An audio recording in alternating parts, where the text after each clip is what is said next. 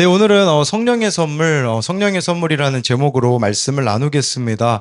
이렇게 제목을 잡은 것은요, 38절에 보면요, 예, 우리가 회개하여 예수 그리스도 이름으로 세례받고 죄사함 받으면 성령의 선물을 받는다고 합니다. 여러분, 근데 이 선물이란 단어가 복수형이 아니라 단수형으로 쓰였습니다. 우리가 그러니까요, 성령 자체를 받는 게 선물이라는 것이라고 할 수가 있습니다. 우리는 자꾸 내 필요에 따라 뭔가를 주님께 원하지만 주님은 우리에게 최고의 것을 주셨다라는 거죠. 그분이 바로 성령님이라는 것이에요. 그러니까 우리의 신앙이 있잖아요. 내 필요에 맞게 하나님께 구할 게 아니라 내가 하나님을 필요로 하는 사람이 된다는 거, 내가 정말 성령 충만한 사람으로 살아가는 것 자체가 이미 선물을 받은 거라고 할 수가 있는 것이죠.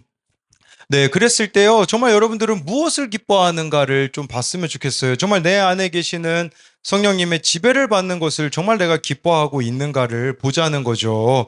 제가요, 그 차 타고 가다가요, 어디서 낯익은 좀 뒷모습이 있더라고요. 딱 채집통과 모자를 쓰고 가고 있는 우리 조은성을 봤습니다. 제가 차에서 봤거든요. 근데 어떤 동생인가 친구랑 이렇게 같이 가고 있더라고요.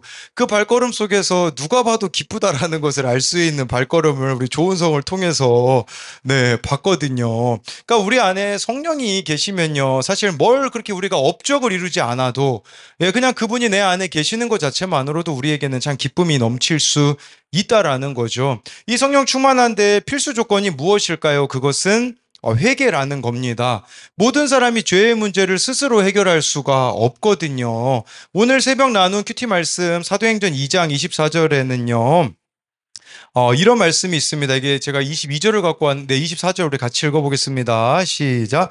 하나님께서 그를 사망의 고통에서 풀어 살리셨으니 이는 그가 사망에 매여 있을 수 없었음이라. 네, 하나님이요 예수님을 사망의 고통 십자가에서 풀어 살리셨대요. 그런데 여기서 이 고통이라는 단어는요 사냥꾼의 덫이라고 오늘 새벽 큐티 때 설명을 드렸습니다.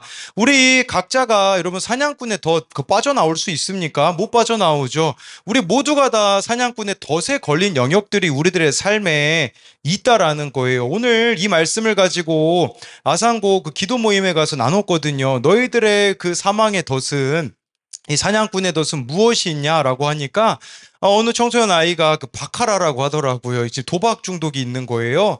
예, 그래서 한 달에 30만 원씩 이렇게 투자하고 있다고 하더라고요. 그래서 너 어떻게 좀 번 게 있냐 그랬더니 네, 번 건 없다고 이렇게 이야기를 하더라고요. 그러면 죄의 문제를 해결할 수 없는 거죠. 그렇게 저와 여러분들이 회개할 수 있다는 것은요, 아직 돌아갈 곳이 있다라는 것이고 예수님으로 인하여 하나님 앞에 나아가는 네, 이 회개는 특권이라는 것이에요. 성령이 좋은 이유 중에 하나가요. 사도 바울이 그런 고백을 하거든요. 주의 영이 계신 곳에 자유함이 있느니라 라는 말씀이 있어요. 주의 영은 성령이잖아요. 성령은요, 모든 덫으로부터 우리를 자유케 하기 때문에 예, 저와 여러분들이 성령의 선물을 받는다는 것이 얼마나 중요한가를 보자는 거죠. 박상미 교수님이 이 세바시 인생 질문에 남의 표정 하나에 무너지는 사람들 이 영상을 보세요 해서 제가 이 영상을 네, 봤습니다. 왜냐하면 전 여러분들의 표정에 무너지거든요. 설교하다가 보면요. 네, 여러분들에게 너무 막 이렇게 신경을 제가 많이 써가지고 네, 막 네, 그래서 여러분들이 막 행동하는 거 하나하나가 다 신경 써서 한번 영상을 보니까요. 여기 보니까 그 타인이 쏜 화살에 대처하는 세 가지 방법이 있다고 합니다. 사람들이요, 이 화살을 쏜다는 건 여러분들에게 상처를 준다라는 뜻이거든요. 예, 어떤 첫 번째 사람은요, 화살을 막는 사람이 있다고요. 이런 사람은 상처를 받지 않는 경우라고 하더라고요. 두 번째 사람은요, 화살을 맞고 치료하는 사람이 있다고 합니다. 그럼 내가 상처받은 거 그것을 이제 이 교수님은 또 상담하시기 때문에 찾아와서 상담을 받는 거죠. 근데 세 번째 사람이 있대요. 이 사람은요, 어떤 사람이냐? 이 화살이 나를 비껴갔거든요.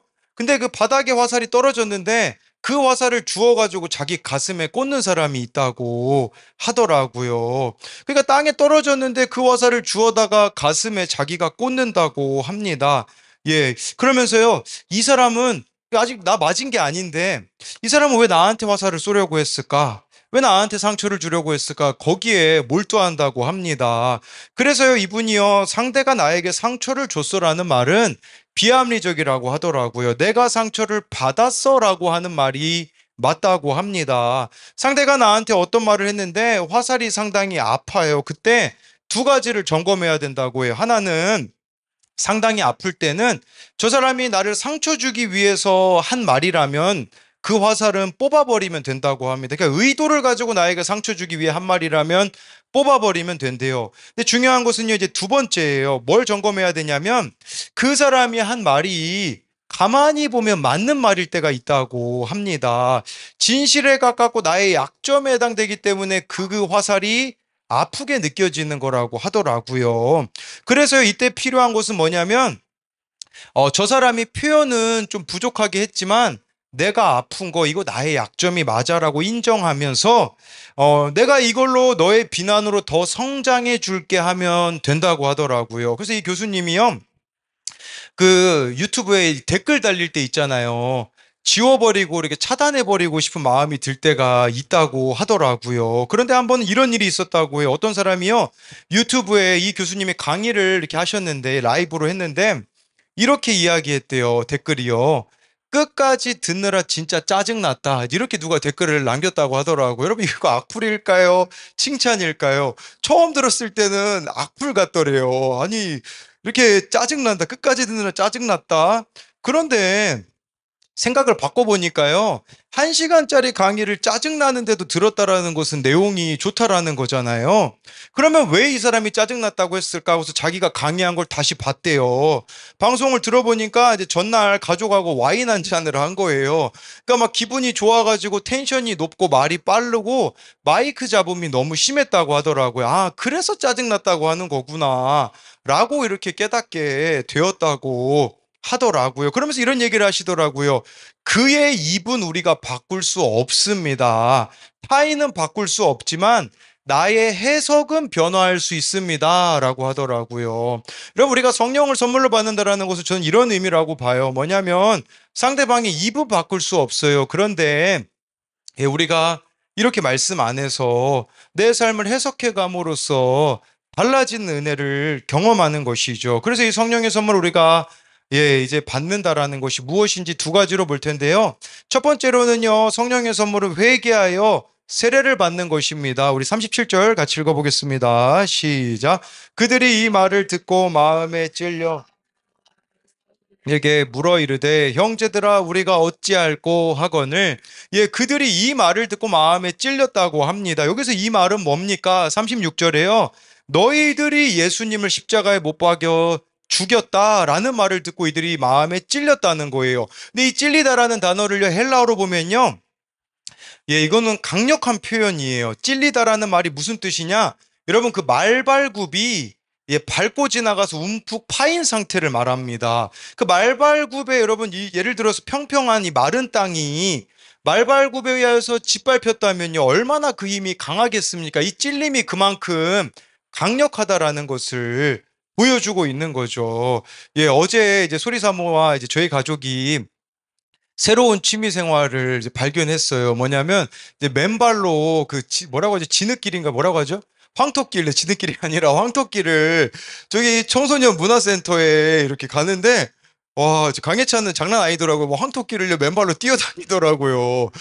그런데 이 황토길이 비가 온 젖은 부분들은 솔직히 지나가는데 뭐 그냥 그렇게 어렵지가 않은데, 이 마른 부분은 참 지나가는데 좀 어려움이 있더라고요. 근데 여기서 그 찔리다라는 말이 마른 그 땅이 말발굽에 의해서 움푹파였다니까 그 파임이 심하다라는 것을 보여주는 것이죠. 여러분, 그런데 성경에 보면요, 마음에 찔릴 때 두 가지 반응이 있어요. 오늘 말씀에 나온 사람처럼요, 우리가 어찌할꼬 하면서 회개하는 사람이 있어요. 우리가 어찌할꼬, 그럼 내가 어떻게 하면 되겠습니까? 회개하는 사람이 있는가 하면요, 두 번째 사람은요, 마음이 찔리면 어떻게 하냐? 그래서 어쩌라고 하는 사람이 있어요. 여러분, 우리 다 그래서 어쩌라고 이거 아닙니까? 마음이 찔리면 회개해야 돼. 아, 그럼 이거 내가 어떻게 하면 돼? 라고 해야 되는데, 그래서 어쩌라고 너나 잘해. 이게 우리의 모습이라는 거죠. 사도행전에 보면 실제로요, 스데반 집사님이 설교할 때 마음이 찔렸다고 나와요. 근데 그 사람들 어떻게 하냐? 이를 갈고 스데반 집사님을 죽이려고 합니다. 이 두 가지 반응밖에 없다라는 것을 보여주는 것이죠. 회개할 것인가, 회피할 것인가, 이 두 가지밖에 없다라는 거예요. 카일 아이들먼 목사님이 쓴 팬인가 제자인가의 책에 보니까요. 네, 어느 날 이 목사님이요. 교회에 이제 이메일 한 통을 받게 되어져요. 근데 이메일에 어떤 그 내용을 받게 되면 좀 충격적이었어요. 이 목사님이 생각하기에는 자신을 등록교인 명부에서 빼달라는 이메일을 교회로 보내왔다고 합니다. 예, 그러면서요, 이유가 무엇인가를 이렇게 그분이 이야기했다고 해요. 카일 목사님의 설교가 마음에 들지 않습니다. 여러분, 이 말 들었다고 생각해 보세요. 얼마나 충격적이겠습니까? 근데 이 목사님이요 납득할 수가 없어서 그 사람하고 통화해 보기로 했다고 합니다. 그래서 전화번호를 찾아서 전화를 걸었는데 그래서 안녕하세요 카일 아이들먼 목사입니다. 제 설교가 싫어서 교회를 떠나신다고 들었습니다. 예, 그랬는데 이분이 뭐라고 이 목사님에게 이야기를 했냐? 이렇게 이야기했다고 해요.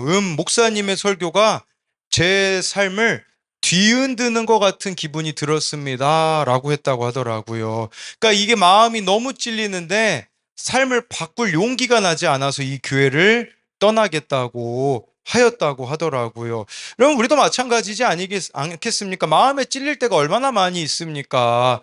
예, 말씀 때문에 마음이 찔릴 때도 있죠. 또 우리 공동체 지체들의 그 권면으로 인하여서도 마음이 찔릴 때가 있죠. 정말 그때 저와 여러분들이 해야 되는 것은 돌이켜야 되는 것이에요. 네, 우리 어느 청년이 이런 나눔을 올렸어요. 네, 뭐 어느 청년이라고 해도 너무 뻔해서 우리 동규가 이렇게 나눔을 올렸어요.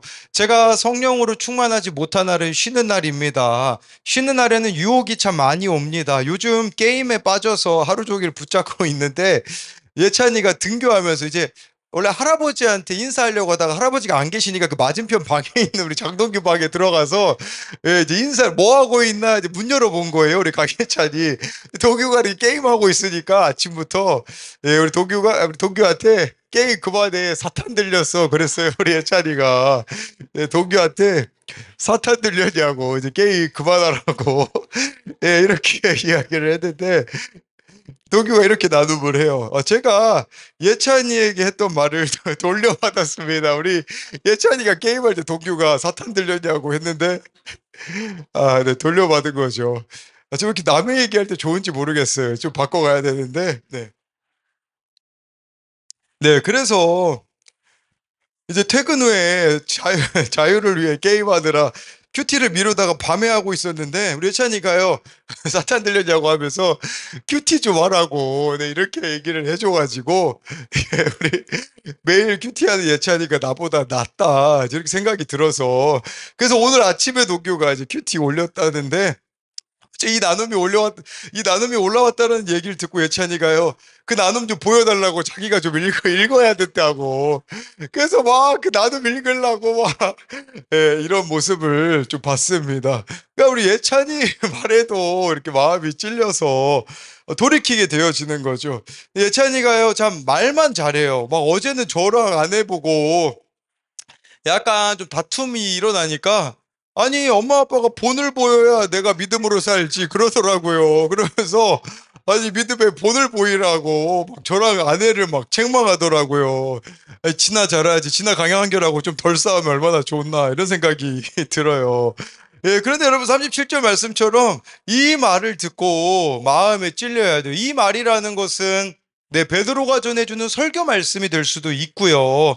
또 베드로가 전해주는 말로 본다면 여러분 우리가 공동체 지체들이 여러분들에게 어떤 말을 해줄 때 그때 정말 마음이 찔려서 우리들 가운데는 돌이킴이 있어야 돼요. 그래서 어찌할꼬라고 물으면서 남 탓하지 마시고 그러면 내가 어떻게 바뀌면 될까를 물으셔야죠. 그래서 어쩌라고라는 식으로 남 탓만 해서는 안 된다라는 겁니다. 우리 계속해서 38절, 39절을 읽겠습니다. 시작. 베드로가 이르되 너희가 회개하여 각각 예수 그리스도의 이름으로 받으라. 그리하면 성령의 선물을 받으리니 이 약속은 너희와 너희 자녀와 모든 먼데 사람 곧 주 우리 하나님이 얼마든지 부르시는 자들에게 하신 것이라 하고, 이 사람들이요, 어찌할꼬라고 말하니까 베드로가 이제는 회개하여 각각 예수 그리스도의 이름으로 세례를 받으려. 예수님의 이름으로 세례 받는다라는 건 무슨 말입니까? 자아를 죽이라는 말이에요. 예수님이 십자가에 죽으신 것처럼 나도 죽어야 된다라는 것이에요. 여러분, 회개라는 것은요, 죽는 겁니다. 그래서 사람들이 싫어하는 거예요. 내 생각이 죽어야죠. 자아가 죽어야죠. 감정이 죽어야죠. 근데 그게 상당히 만만치가 않는 것이죠. 근데 그렇게 죽어질 때에 우리들에게 성령을 선물로 주신다라는 거죠. 내가 어떤 상황에서든지 존재적인 죄인임을 고백하라는 것입니다.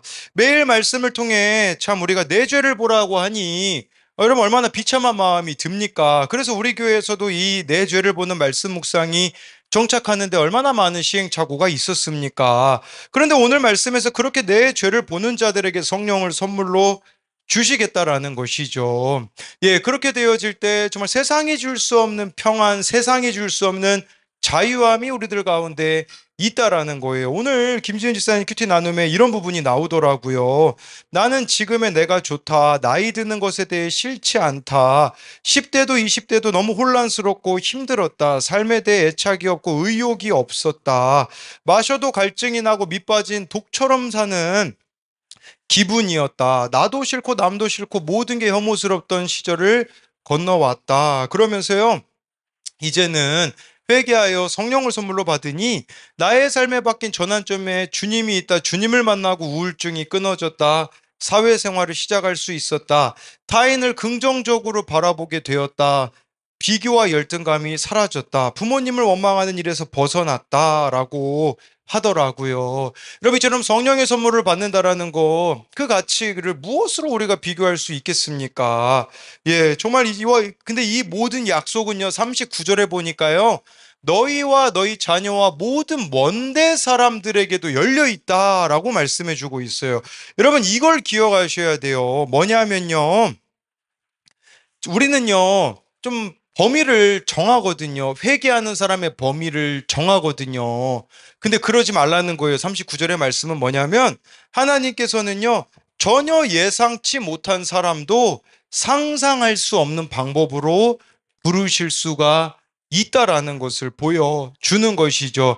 용서받지 못할 인생이 없다라는 것을 보여주는 것입니다. 그래서 우리 교회에서 여러분, 우리 지지난주에 그 세례 받으셨잖아요. 세례 받으신 분들, 또 이렇게 그 가운데 제가 좀 나눔을 해주신 분들의 그 이야기를 영상이 어제 올라와서 저도 이렇게 듣게 되었는데 참 놀랍지 않습니까? 정말 부활절부터 우리 백정기 성도님은 새벽 기도 나오시는 거를 하나님 앞에 결단하고, 그렇게 정말 말씀을 알아가고 있는 거. 또 어느 세례받은 청년은 이제는 큐티를 자기가 한 4일에서 5일 정도 올리겠다고. 근데 아직 이번 주는 아닌 것 같은데 좀 회개해야 될 것 같아요. 네. 근데 자기가 그렇게 하나님 앞에 말씀으로 돌이키겠다라고 이야기하는 거. 그냥 우리 교회에 이렇게 오는 사람들, 또 말씀이 들리는 사람들 보면요, 제가 보기에는 이 사람이 잘 들릴 것 같은데 보면 저 사람이 들리는 경우들이 참 많이 있거든요. 이 39절이 바로 그것을 말하는 거예요. 그 어떤 인생이라고 할지라도 하나님은 부르실 수 있다라는 것을 우리가 믿어야 된다라는 거겠죠. 그래서 이것에 대한 두 가지 적용은요, 설교를 통해 말씀을 통해 지체들의 나눔과 권면을 통해 그 마음의 찔림을 받고 있습니까? 우리가 어찌할꼬라고 반응합니까? 아니면 그래서 어쩌라고 반응합니까? 또 한 가지는요, 성령의 선물을 받음으로 자유하게 되어진 것은 무엇입니까? 회개함으로 이 성령의 선물을 받았으면 하는 사람은 누구입니까? 두 번째로는요, 성령의 선물은 본질에 힘쓰는 겁니다. 우리 41절, 42절을 같이 읽어보겠습니다. 시작. 그 말을 받은 이날에 신도의 수가 3천이나 더하더라. 그들이 사도의 가르침을 받아 서로 교제하고 떡을 떼며 오르지 기도하기를 힘쓰니라. 베드로의 설교를 듣고 세례받은 사람이 3천 명이나 된다고 하는데요. 중요한 것은요, 이 사람을 제자의 수라고 하지 않았습니다. 신도의 수라고 했는데, 이 신도라는 말은 헬라어로 푸시케라는 단어가 쓰였어요. 푸시케는 무슨 뜻이냐? 그냥 영혼과 생명을 지닌 사람을 일컫는 단어예요. 그럼 이게 무슨 말일까요? 아직은 제자가 아니라는 말이에요. 세례받았다고 제자로 사는 것은 아니라는 말을 이렇게 하고 있는 것이에요. 참된 제자가 될지는 두고 봐야 안다라는 거예요. 여러분, 이 세례받은 사람이 참된 제자가 되는데 어떻게 알 수 있을까요? 고난이 오면 알 수 있어요. 고난이 왔을 때 이 사람들이 주님을 떠나는가, 그렇지 않은가. 왜냐하면 이후에 보면요, 이 예루살렘 교회에 막 사도 바울이요, 막 이방 그 교회들의 헌금을 모아다가 가져다 주거든요. 예루살렘 교회에 전달을 해요. 왜 그러냐? 예루살렘 교회가 피팍 때문에 어려워졌기 때문이거든요. 그때 여기 오늘 말씀은 3천이잖아요. 이제 그 뒤에 사도행전에 보면 또 5천 명이 돌아와요. 그러면 여러분 남자만 대충 8천 명이 되거든요. 그 예루살렘 교회가 왜 어려워졌을까요? 이 신도가 떠났기 때문이에요. 고난이 오니까, 피팍이 오니까 떠나버리는 거죠. 더 쉽게 말하면요, 내 입맛에 안 맞는 사건이 찾아오니까, 내 입맛에 안 맞는 일이 일어나니까 떠나는 자들이 있다라는 거예요. 그게 바로 여기서 말하는 신도라는 것이에요. 여러분, 우리도 지금 내가 신도인가 제자인가를 점검해 봐야 된다라는 거죠. 여러분, 이 신도가 제자가 되기 위해 필요한 게 42절이라고 합니다. 네 가지가 나오는데요. 사도의 가르침을 받고 서로 교제하고 떡을 떼며 오로지 기도하기에 힘써야 되는데, 이 힘써야 된다라는 말에, 이 동사에 이 네 가지가 다 포함이 되어 있어요. 지금 기도만 힘쓴다라고 우리가 생각할 수 있는데 그게 아니에요. 사도의 가르침 받는 것도 힘써야 되고, 서로 교제하는 것도 힘써야 되고요, 떡을 떼는 것도 힘써야 되고요, 기도하는 거, 이 네 가지를 힘써야지만 우리는 제자가 될 수 있다라는 거예요. 그리고 여러분, 이 힘쓰다라는 단어가요, 미완료형으로 헬라어로 보면 쓰여 있어요. 지속적으로 돼야 된다라는 거예요. 한순간만 힘쓴다고 되어지는 게 아니라는 거겠죠. 그럼 먼저 사도의 가르침을 받아야 된다라는 것을 보면요, 우리로 말하면요, 날마다 말씀을 듣는 구조 속에 있어야 한다라는 겁니다.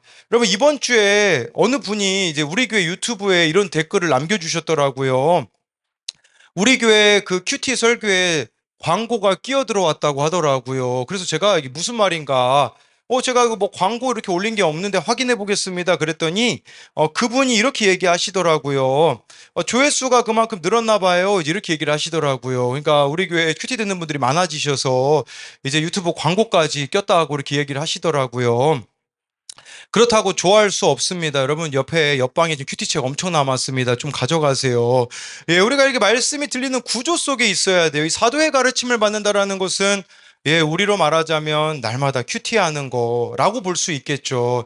제가요, 막 설교하고 나서 막 여러분들이 반응이 안 좋을 때 있잖아요. 막 조시는 분 있죠. 핸드폰 하는 분도 있죠. 다양한 분이 있어요. 그러면요, 제가 막 설교 끝나고 가면 막 집에서 자책을 했어요. 막 주여 맨날 이래요. 제가. 그럼 아내가 옆에서 왜 또 주님을 부르냐고. 그러면 저는요, 이 얘기를 못 하죠.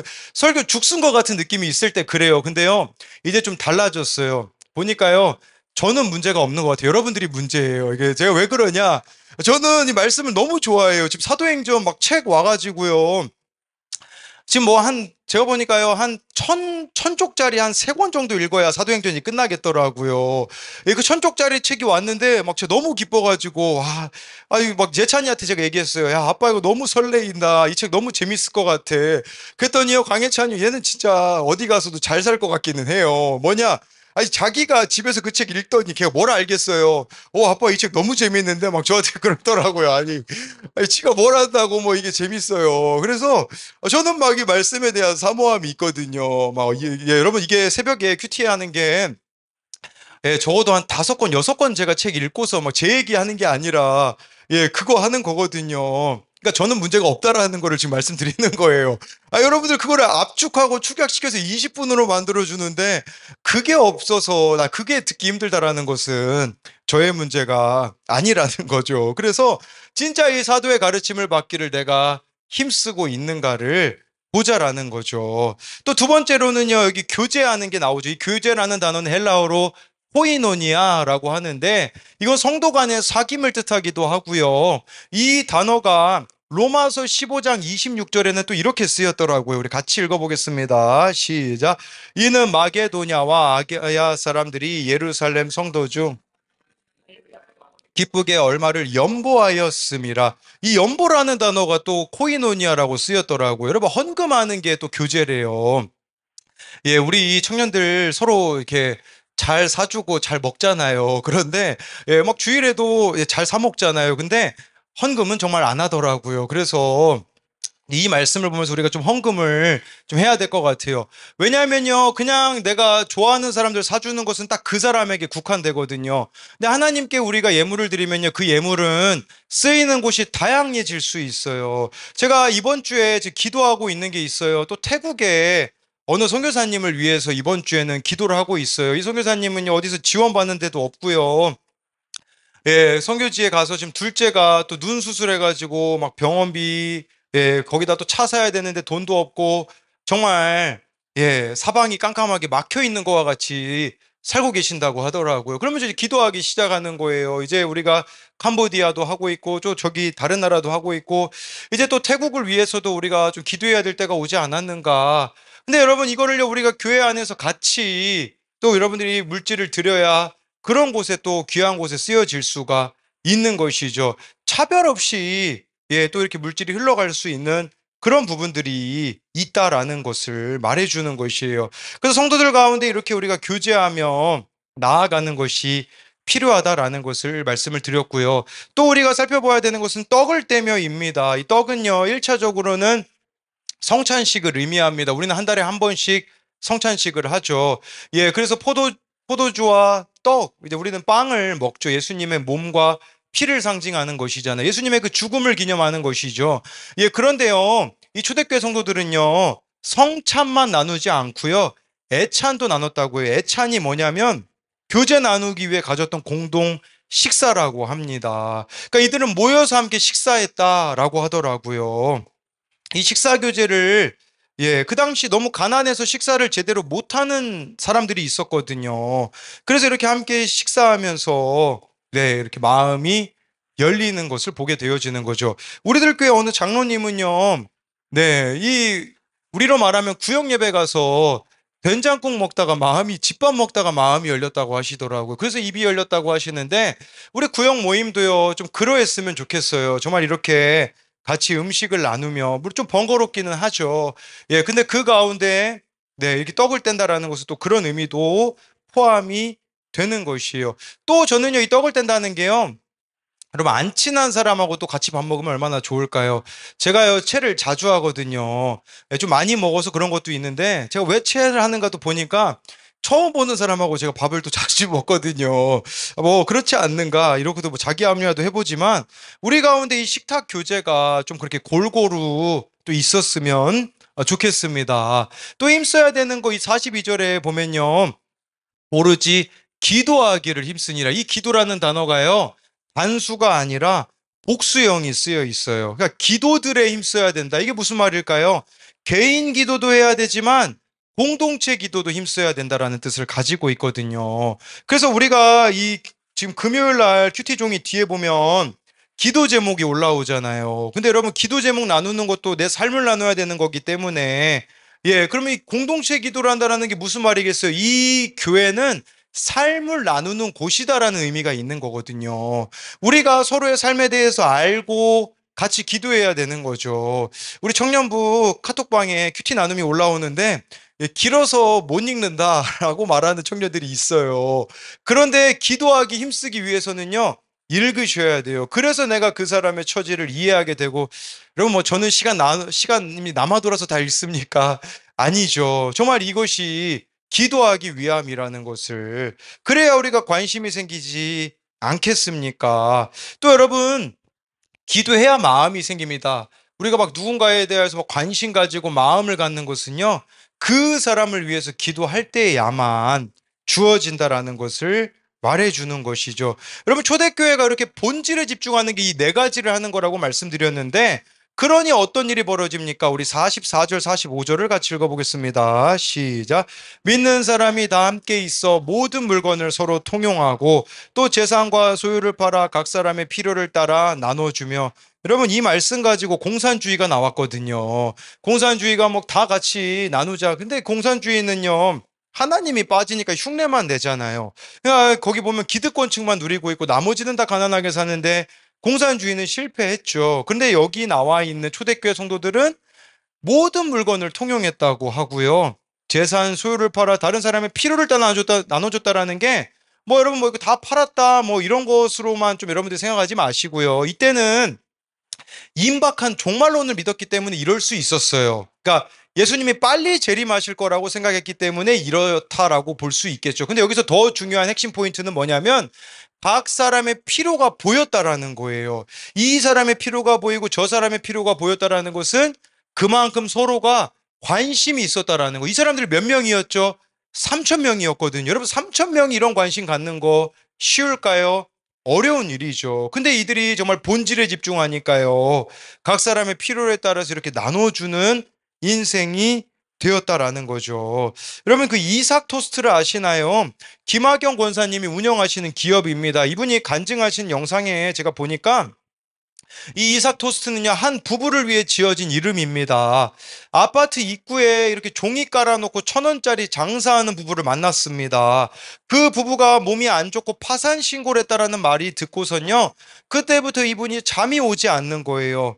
그 사람들도 내가 했던 이 토스트 장사를 하면 일어설 수 있을 텐데, 돈이 없는데 어떻게 가게를 얻어서 장사할 수 있을까? 그 사람을 내가 어떻게 도와줄까? 그러다가요, 이제 이분이 어떻게 하냐면, 2003년 권사님이요. 돈 8천만 원으로 토스트 가게를 마련해 그 부부가 스스로 생계를 해결할 수 있도록 해주었습니다. 그래서 그 가게 상호를 위해 기도하는데 창세기 26장 12절, 13절 말씀이 떠올랐다고 하더라고요. 제가 여기 약간 거기에요. 이삭이 그 땅에서 농사하여 그의 100배나 얻었고 여호와께서 복을 주심으로 그 사람이 장대하여 왕성하여 마침내 거부가 되어 예 그랬을 때 이 마침내라는 말씀에 큰 은혜와 위로를 받았다고 하더라고요. 그래서 그동안 내 아픔과 고단함을 아시고 위로해 주신다라는 생각이 들었다고 하더라고요.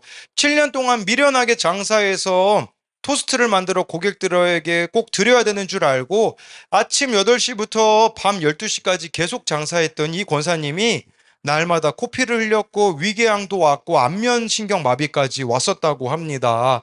그런 아픔과 고단함을 하나님이 다 위로해 주시는 것 같았다고 해요. 예, 그래서 그 부부도 이삭처럼 나처럼 이 하나님의 축복이 머물기를 기도하며 가게의 이름을 이삭이라는 상호를 걸었다고 합니다. 이삭 토스트 가맹점 1호점이 된 것이죠. 예, 이분이 얻은 이익과 축복이 남에게 아픔을 주고 얻는 것이라면 무의미한 것이라고 생각했기 때문에 이 회사는 좋은 재료를 엄선하여 저렴한 가격으로 공급했고 박리담의 이익으로 운영했다고 하더라고요. 성실공의, 정직을 모든 일과 사람의 척도로 가늠하는 기준으로 삼았고요. 이 이삭의 주관자는 하나님이시고 저는 책임을 다해야 하는 심부름꾼이라는 것을 잊지 않으려고 노력했다고 하더라고요. 예, 그래서 이분이 어느 TV 그 프로그램에 나와서 한 말이 여기 보면 나와 있어요. 내가 이 땅에 살아있음으로 인해 한 사람이라도 행복하다면 그게 성공이라는 것을. 이 이삭 토스트가요, 자기 배부르기 위해서 한 게 아니라 자기가 어떻게 다른 사람을 섬길 수 있을까를 고민하다가 이것이 되었다라는 거죠. 여러분, 이처럼요, 지금 이 시대에 얼마나 많은 필요들이 있습니까? 나라가 살기 어렵죠. 나라가 살기 어렵다라는 것은 우리들의 필요가 더 많아졌다라는 뜻이 될 수 있어요. 그래서 지금 이 땅을 위해서 나는 무엇을 할 수 있을까를 저와 여러분들이 고민하며 나아가야 된다라는 것이죠. 그렇게 되기 위해 우리들에게 필요한 게 46절, 47절입니다. 같이 읽어볼게요. 시작. 날마다 마음을 같이하여 성전에 모이기를 힘쓰고 집에서 떡을 떼며 기쁨과 순전한 마음으로 음식을 먹고 하나님을 찬미하며 또 온 백성에게 칭송을 받으니 주께서 구원받는 사람을 날마다 더하게 하시니라. 여러분, 날마다 마음을 같이하여 성전 모이기를 힘써야 된대요. 우리 아까 찬양팀 연습하는데 우리 GSM이 그러더라고요. 여러분, 뭐 어느 부분에 이렇게 오래된 사람을 고인물이라고 하거든요. 막 게임 많이 하는 사람은 고인물이라고 합니다. 근데 우리 GSM이 자기는 교회에 썩은 물이래요. 그러니까 교회에 이제 너무 네, 이렇게 오래 다니고 함께하고 있다라는 뜻인데 46절 말씀이 그 의미예요. 성전에 모이기에 힘쓴다라는 거. 여러분 성령 충만할 수 있는 비결이 뭔지 아십니까? 아주 쉽게 설명드리면요. 제 얼굴을 많이 보면 성령 충만해져요. 네, 예배요. 제가 보니까 여기 예, 우리 은방울 자매로 불리죠. 은방울 자매는 매일 얼굴을 봐요. 그래서 예, 우리 또 동규가 이제 10월에 집부하고 있거든요. 근데 얘가 자꾸 막 모종동, 권곡동으로 가려는 말도 안 되는 짓을 저지르려고 해요. 근데 딱 집이 남은 게 우리 교회 바로 옆에 원룸만 지금 남았다고 하더라고요. 우리 한진규, 한태규 집보다 더 가깝대요. 그래서 제가 우리 동규한테 너는 살 수 있는 길이 그 원룸 구하는 거다. 멀어지면 멀어질수록 너도 알지 않니? 근데 아직도 모르는 것 같아요. 예, 그래서 이 46절에 성전에 모이기를 힘쓰고 그렇게 우리가 하나님만으로 기뻐하게 되어지니 47절에 보십시오. 주께서 구원받는 사람을 날마다 더하게 하신다라는 거겠죠. 그러면 이 말은 우리가 구원에 관심이 생긴다라는 말이 아니겠어요? 그냥 구원받는 사람의 수가 더할까요? 아니에요. 내가 주님으로 인하여서 누리고 있는 이 기쁨이 있기 때문에 가서 증인이 되는 거죠. 전하는 거죠. 나누는 거죠. 그럴 때에 이렇게 날마다 구원받는 자의 수가 더해진다라는 것을 보여주는 것이에요. 그래서요, 저에게도요, 막 문제를 가지고 찾아오시는 분들이 있어요. 그러면 이렇게 같이 기도하면서 또 기도하며 하나님께서 우리의 인도하심을 구할 때에 돌아오는 일들이 또 일어나게 되어지더라고요. 저희 그 아산고 기도 모임에 이제 나눔 형식으로 바꿨거든요. 제가 막 설교 길게 하고 막 기도하고 마치는데 그거보다는 그렇게 되면 우리 아산고 애들 이름도 모르는 애들이 생기더라고요. 뭐 그 30분 내에 여러분 뭐 찬양하고 뭐 말씀 전하고 기도하면 그게 시간이 남나요? 제가 설교를 최대한 줄였어요. 5분 설교하고요. 그리고 이제 세 조로 나눠서 소리사모 저 또 어떤 선생님 셋이서 했거든요. 오늘 제일 많이 왔어요. 아산고에 40명 정도가 왔거든요. 막 자리가 막 조 나누는데 너무 어려워가지고 그런 나눔들을 하고 나아가게 되어지는 것을 경험하게 되어지는데 뭘 말씀드리고자 하는 거냐면요. 여러분, 이 당시에 사람들이 이렇게 구원받는 거 뭐 쉬웠겠습니까? 예수님께 나아오는 거 쉬웠겠습니까? 아니에요. 예수님이 십자가에 못 박히신 지 지금 뭐 기껏해야 2달도 안 된 상황이에요. 2달도 안 된 상황이라면 어려운 상황이라고 볼 수 있겠죠. 그렇지만 본질에 집중했을 때 구원받는 자의 수가 더한 것처럼 이 시대에 여러분 부흥이 없다고요? 부흥이 없는 게 아니에요. 우리가 본질을 놓치고 있기 때문에 부흥이 없는 겁니다. 영혼 구원이 안 일어난다고요? 대한민국이라서 그렇다고요? 아닙니다. 대한민국이라서 그런 게 아니라 우리가 빛과 소금으로서의 그 본질을 잃어버렸기 때문이라는 것을 기억함으로써 우리가 성령의 선물을 받아 날마다 성령 충만함으로 살아갈 때에 구원받는 자의 수가 더하는 그 일들이 우리들 가운데 일어나게 될 줄을 믿습니다. 예, 그래서 이것에 대한 두 가지 적용은요. 교회의 본질인 사도의 가르침, 서로 교제함, 떡을 땜, 기도 이 네 가지 중에 나는 무엇이 잘 안 되고 무엇이 잘 되고 있습니까? 또 한 가지는요. 나는 교회를 어떻게 섬깁니까? 지체들을 얼마나 채율하며 마음을 같이 하고 있습니까?